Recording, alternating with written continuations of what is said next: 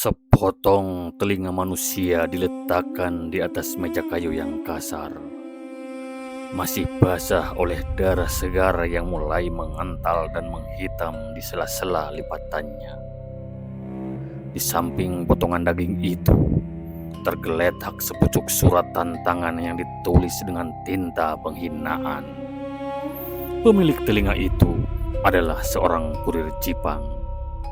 Dia dipulangkan dari Pajang dan kondisi setengah gila. Kepalanya dibalut kain kotor yang terus merembeskan cairan merah. Ini bukan sekedar provokasi politik. Ini adalah umpan yang sangat kejam. Dan inilah ironi paling gelap dalam sejarah tanah Jawa. Seluruh jenderal terbaik Jipang, orang-orang tua yang telah memenangi puluhan pertempuran, tahu persis bahwa lembaran kertas itu adalah surat kematian mereka sendiri. Mereka tahu jika kaki mereka melangkah menyeberangi Bengawan Solo hari itu, mereka tidak akan pernah kembali.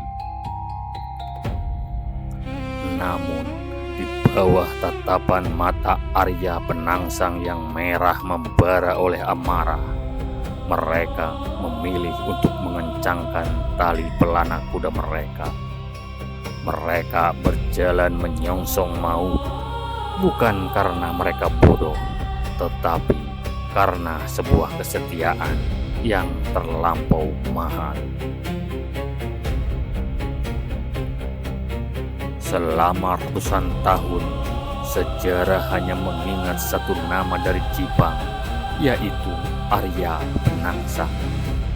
Dia digambarkan sebagai monster yang haus akan darah, seorang adipati pemberontak yang dadanya robek oleh senjatanya sendiri. Namun, sejarah sengaja melupakan bayang-bayang di belakangnya. Mereka adalah para komandan, para patih, dan prajurit garis depan yang memegang teguh sumpah setia hingga nafas terakhir habis di dalam lumpur sungai. Di baris paling depan dari barisan yang terlupakan ini berdiri Patih Mentahun. Dia bukan prajurit muda yang mudah terbakar bualan tentang kejayaan. Rambutnya sudah memutih, kulitnya legam terbakar matahari pertempuran, dan tubuhnya dipenuhi bekas luka tebasan pedang. Mentahun adalah otak militer Jipang. Dia adalah orang yang membangun benteng pertahanan Jipang menjadi sangat kokoh, memanfaatkan rawa-rawa dan aliran sungai sebagai parit pelindung alami yang mustahil ditembus oleh pasukan Pajang. Di bawah kendali Mentahun, Jipang sebenarnya adalah sebuah kekuatan yang begitu mengerikan. Pasukan kavaleri mereka menunggangi kuda-kuda tangguh yang terlatih untuk menginjak dada musuh di medan berlumpur. Senjata mereka ditempa oleh pandai besi terbaik, menghasilkan mata tombak yang mampu menembus baju jirah yang tebal.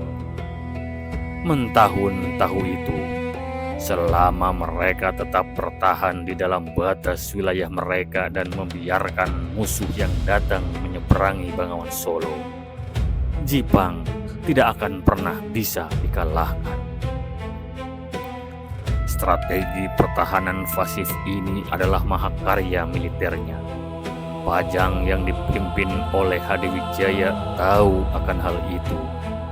Mereka frustasi karena setiap serangan yang mereka kirim selalu kandas di tepian sungai, hancur oleh hujan anak panah dan jebakan parit yang dirancang oleh Mentahun. Namun, politik selalu menemukan jalan yang lebih kotor daripada medan perang. Di Istana Pajang, para penasihat mulai menyusun rencana licik. Mereka tidak bisa mengalahkan militer Jepang, maka mereka harus menghancurkan kewarasan pemimpinnya. Disinilah bencana itu dimulai. Ki Ageng Pemanahan dan Ki Penjawi merancang skenario mutilasi terhadap putusan Jepang yang membawa surat damai. Ketika kurir itu kembali ke Jepang dengan telinga terpotong, udara di dalam pendopo seketika mendingin. Bau amis darah bercampur dengan asap dupa yang membumbung dari sudut ruangan. Arya Penangsang berdiri. Tangannya mencengkram bulu keris setan kober hingga buku-buku jarinya memutih. Amarahnya meledak seperti gunung berapi. Patih Mentahun melangkah maju. Suaranya yang serak mencoba memecah keheningan yang mencekam itu. Dia memohon kepada tuannya untuk tetap tenang. Mentahun menjelaskan dengan logika militer yang dingin bahwa ini adalah perang saraf. Musuh ingin memancing kavaleri Jepang keluar dari posisi bertahan yang sangat menguntungkan. Mentahun tahu bahwa Bengawan Solo bukan sekedar pembatas geografis, melainkan batas mistis dan batas taktis. Menyeberanginya berarti menyerahkan leher mereka ke jagal Pajang yang sudah menunggu di seberang dengan formasi melingkar. Namun, kata-kata bijak itu mental di hadapan ego seorang adipati yang merasa darah rajanya dihina. Arya Penangsang menuduh jenderal tuanya telah kehilangan keberanian. Dia menyebut para komandannya sebagai pengecut yang bersembunyi di balik tembok tanah. Bagi seorang prajurit seperti Mentahun, dituduh pengecut oleh orang yang paling dia bela adalah tikaman yang lebih menyakitkan daripada mata tombak musuh. Dia terdiam. Di dalam dadanya, loyalitas mengalahkan rasionalitas. Dia perlahan membungkuk memberi hormat, lalu berbalik menghadap para komandan bawahan Jepang yang lain, termasuk Said Jafar yang berdiri di dekat pintu kayu pendopo. Tidak ada kata-kata lagi yang perlu diucapkan, hanya ada anggukan kepala yang terlambat. Mereka semua sadar bahwa matahari yang terbit bagi itu adalah matahari terakhir yang akan mereka lihat. Keesokan harinya, kabut tebal menyelimuti aliran Bengawan Solo. Air sungai mengalir lambat, berwarna coklat pekat, membawa ranting-ranting mati dan dedaunan busuk. Detik di tepi timur sungai, kavaleri Jepang telah berkumpul. Derit pelana kulit, ringkih kuda yang gelisah, dan benturan logam dari baju jirah menciptakan simfoni kematian yang mengerikan. Patih Mentahun berada di baris paling depan, menunggangi kudanya sendiri tepat di samping Arya Penangsang yang menunggangi Gagak Rimang. Kuda jantan hitam legam yang tampak sangat beringas. Dari seberang sungai, sayup-sayup terdengar suara ringgik kuda betina yang sengaja dilepaskan oleh pasukan Pajang. Gagak Rimang mulai bertingkah liar, terangsang dan tidak terkendali. Ini adalah bagian kedua dari rencana licik Pajang untuk merusak formasi kavaleri Jepang. Penangsang yang sudah kehilangan akal sehatnya memacu Gagak Rimang langsung masuk ke dalam arus air sungai yang dingin. Mentahun melihat hal itu dengan mata kepalanya sendiri. Dia tahu pertahanan mereka telah runtuh bahkan sebelum pedang pertamanya diayunkan. Jika dia ingin menyelamatkan dirinya sendiri, dia bisa saja menarik mundur pasukannya kembali ke benteng Jipang. Namun, sumpah prajurit adalah rantai yang mengikat jiwanya. Mentahun mencabut pedangnya yang panjang, mengarahkannya ke langit abu-abu, dan meneriakkan perintah serbu. Ratusan kavaleri Jipang yang setia mengikutinya melompat ke dalam air sungai yang keruh. Air sungai yang langsung berubah warna menjadi kemerahan saat pasukan pemanah Pajang yang bersembunyi di balik semak-semak seberang melepaskan badai anak panah bertubi-tubi.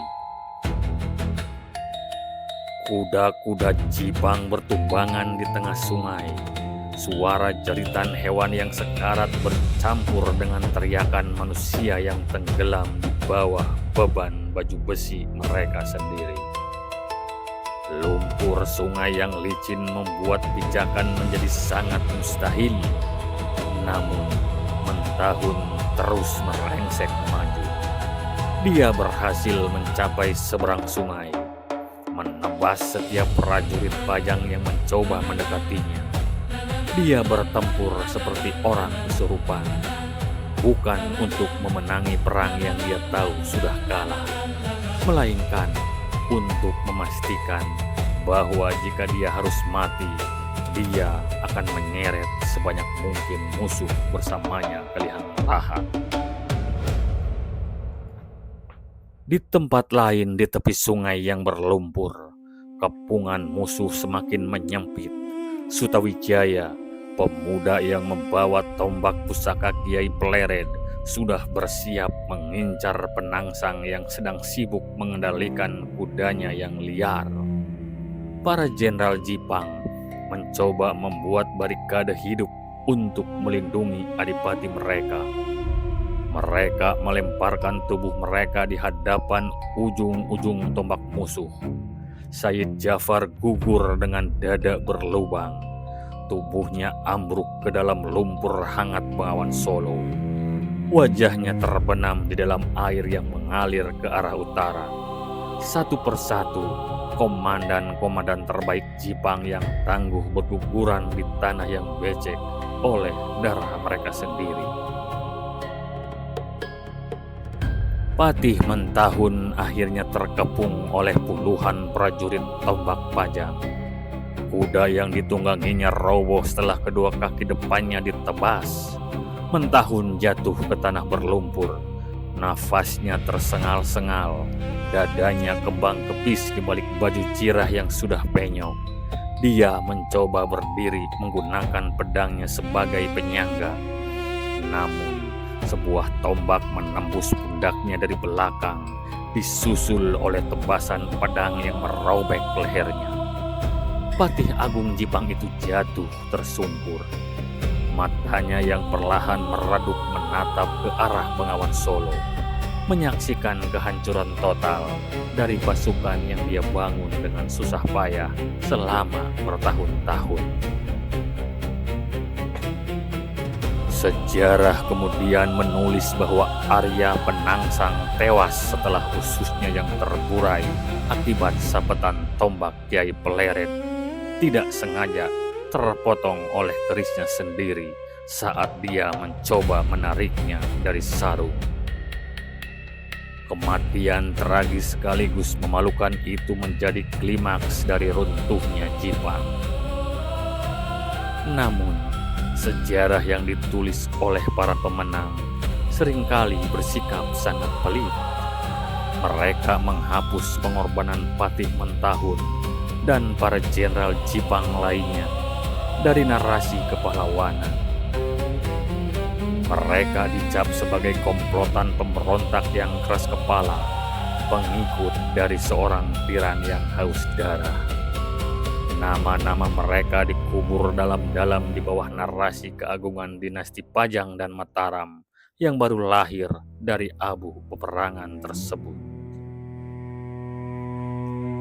Namun, Di luar lembaran babad yang memuliakan para pemenang, ingatan tentang mereka tetap hidup. Bagi sejarawan modern, kehancuran Jipang bukan sekedar kekalahan militer biasa, melainkan titik balik penting peralihan kekuasaan dari pesisir yang dinamis menuju pedalaman agraris Jawa yang sangat feodal. Secara kultural, kisah tragis ini dirawat untuk mengingatkan kita betapa mahalnya harga dari sebuah kesetiaan yang buta. Di balik setiap keputusan buruk seorang pemimpin yang arogan, selalu ada orang-orang setia yang harus membayar harganya dengan nyawa mereka sendiri di atas tanah yang berlumpur dan berdarah. Saya dari Kronika Studio. Sampai jumpa di analisis sejarah berikutnya.